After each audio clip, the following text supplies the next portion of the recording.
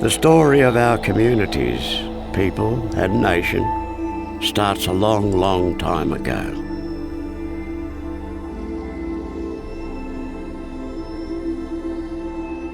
More than 60,000 years, in fact.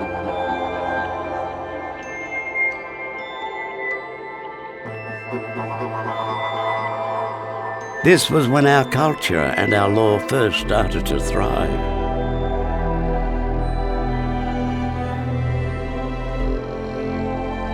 We knew who we were and where we belonged. We took care of each other, our land and our waters.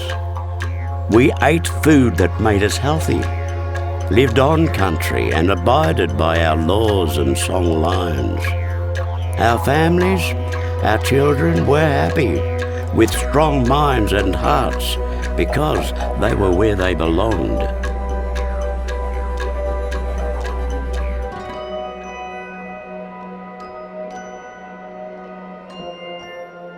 But then, everything changed. Colonization came, bringing wars, disease, famine, violence, and the destruction and violation of our cultural laws, sacred sites, families, and communities. We were denied our knowledge, language, ceremonies, and identity, the very things that tell us who we are and where we belong. And our connections with each other and the land grew weak. And then, our children were taken from us. They had their names changed and their identities stripped away. They were told that Aboriginal people were bad. Worse still, they were told that their parents and grandparents did not want them. For years this happened, and those children became known as the stolen generations. Our children were denied love and experienced physical, emotional, and sexual abuse. This left very deep, very complex, and very real wounds, leaving scars that are still being felt personally, socially, spiritually, and collectively.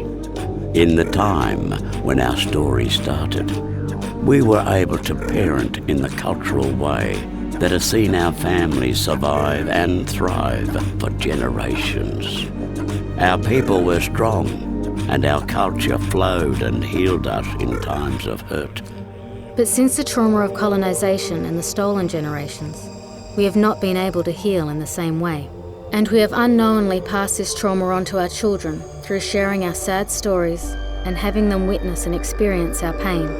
This is known as intergenerational trauma. And we see symptoms today in broken relationships, disconnected families, violence, suicide, and drug and alcohol abuse. But this is not where our story ends.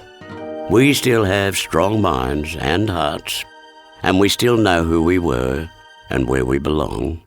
By creating safe and strong communities together, supporting our families to be free from pain, returning to our culture and building a strength of identity, we can stop the cycle of trauma and bring about positive intergenerational change so that we can continue to thrive for the next 60,000 years.